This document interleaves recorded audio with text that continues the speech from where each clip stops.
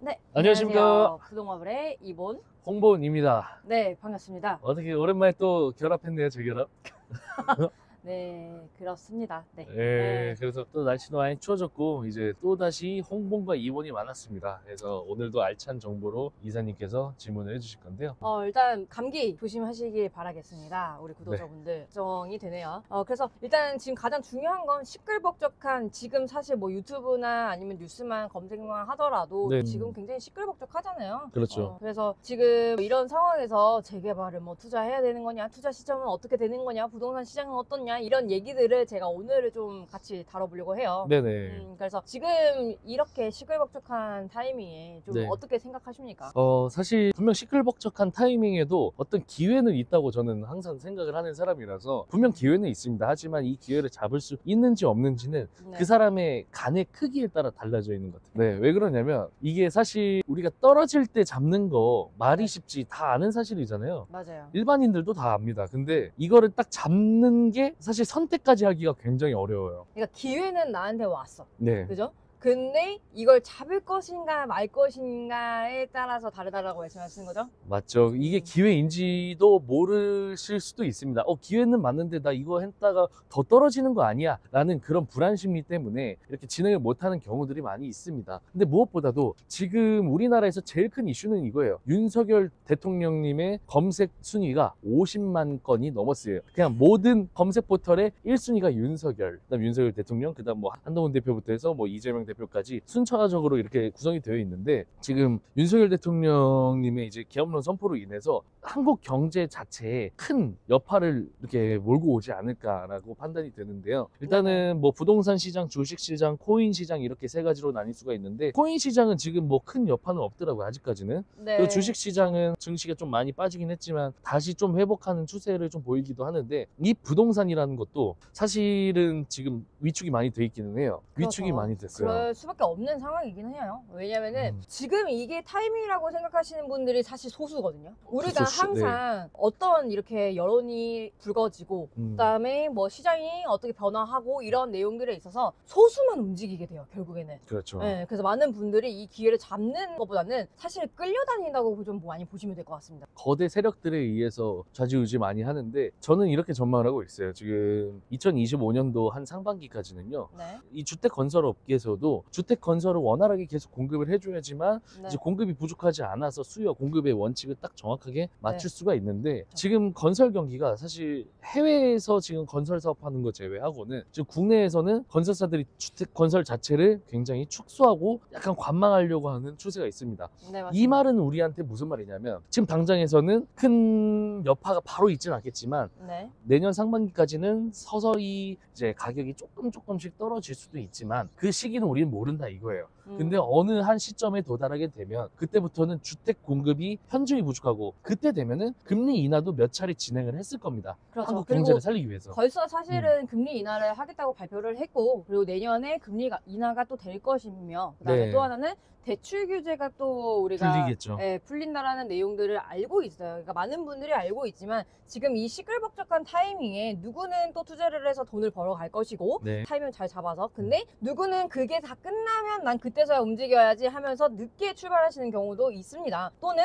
나는 이게 어떻게 될지 모르니까 일단은 관망할래 라고 하시는 분들, 이렇게 좀 세 가지 부류로 나눠질 것 같은데요. 네. 좀 어떤 쪽에 속하시나요? 1, 2, 3번이라고 하면? 저는 일단 초반에는 당분간은 관망 추세로 조금 보다가 이달까지는 저는 관망 추세로 볼 것 같아요. 근데 한 이달 말쯤부터 좀 움직이는 상황 보고 액션을 취해야 되지 않을까 싶어요. 그래서 저는 공격적으로는 한 12월 말부터 1월 달 한 말까지 이 사이가 저는 피크 타임이라고 보고, 그 이후로부터는 이제 점점 진입하는데 좀 늦었다라고 볼 수가 있을 것 같습니다. 그러니까 발빠르게 움직이기는 하나 당장에 움직이는 힘들다 이런 얘기 하시는 건가요? 맞죠. 왜냐면 우리 2022년도도 그러였잖아요. 고금리로 이렇게 쭉 점진적으로 상승할 때 네. 그때 주택 건설 경기가 굉장히 안 좋으면서 거래가 안 됐잖아요. 네. 그때 쌌었잖아요, 가격이. 그러니까요. 근데 23년도에 이제 금리 더 이상 올라가지 않을 거라는 기대감, 그리고 금리 인하를 몇 차례 진행을 했고, 그걸 봤을 때 지금 이미 정고점 회복한 상태예요, 주택들이. 맞습니다. 이미 꼭대기까지 다시 올라와서 우리 같은 서민들은 서울 아파트를 아예 못 사는 시기까지 다시 도달을 했는데, 그럼 또 언제 10년 기다려, 20년 기다려? 아니요. 10년, 20년이 아니라 지금 이런 계엄령 이슈가 있을 때 다시 저점으로 떨어지는 상황이 발생할 거예요. 2년 전 그때처럼 떨어지진 않겠지만요. 어느 정도 조정은 있을 겁니다. 네. 그러면 사실 지금 시기가 적기라고 볼 수가 있겠죠. 네, 맞습니다. 저도 그래서 같은 입장인 건데, 그러니까 무슨 뜻이냐면은 이렇게 시끌벅적할 때 누구는 지금 계속해서 발품을 팔아다니면서 굉장히 내 자산을 늘리기 위해서 움직이고 계신 분들이 간혹 계시거든요. 네. 그런 분들이 결국에는 저희가 딱 1년 전의 내용과 사실 비슷합니다.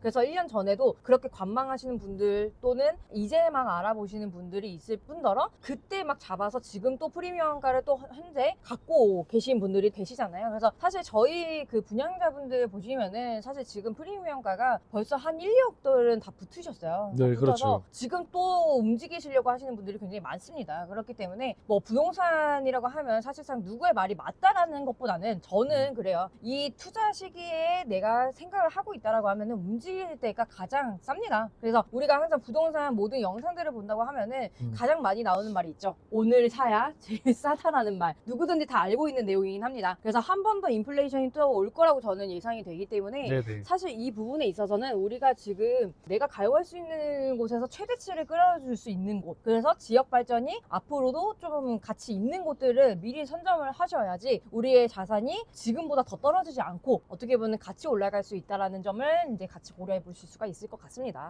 맞습니다. 그래서 풀대출로 끌어서 지금 투자하라는 얘기가 아니고요. 네. 어느 정도 자산이 있으신 분들이 오케이 지금 물건 괜찮다, 가격 괜찮다 싶으시면은 언제든지 진입하셔도 좋습니다. 풀대출은 절대 안 됩니다. 네. 그래서 지금 어쨌건 아파트 값이 좀 더 떨어질 거라는 전망도 있어서 아파트를 살 수도 있겠지만 아파트 자체가 너무 비싸기 때문에 이런 재개발 같은 경우 흐름을 잘 안 타잖아요. 네. 금액 자체가 서울에서 한 1, 2억대, 많아야 3억대 정도이기 때문에 여기서 뭐 대출을 받고 안 받고 이런 게 크게 중요하지는 않습니다. 네. 그러다 보니 이 빌라 가격도 뭐 폭락하는 일도 없고요. 항상 늘 가격이 비슷하거나 아니면 거기서 재개발 이슈가 있으면 억이 뛰거나 딱 이런 정도의 단계이기 때문에 마지막으로 진짜 서울 진입할 수 있는 기회고 25년, 26년도에 지나면은 서울 규제 다시 걸립니다. 네, 그럼 맞습니다. 그때 못 들어가죠. 네, 그래서 저는 이제 이렇게 봐요. 그러니까 대출 규제 풀리고 또 금리 인하까지 된다고 했었을 때는 이미 많은 개미들이 움직일 겁니다. 저 같은 사실 서민도 개미에 속하기는 할 것 같아요. 네, 그래서 저도 개미입니다. 네, 그래서 말씀드리자면은 그때 움직이는 때는 이미 또 프리미엄가를 어느 정도는 주고 봐야 된다. 그렇기 때문에 발빠르게 움직이시는 분들이 선점하실 수 있다. 이렇게 말씀을 드리는 거기 때문에 네네. 지금 발빠르게 움직이셔서 내용들을 먼저 접하시고 그 다음에 내가 타이밍에 맞춰서 투자를 하시는 게 가장 좋을 것 같습니다. 네, 지금까지 윤석열 대통령님에 의해서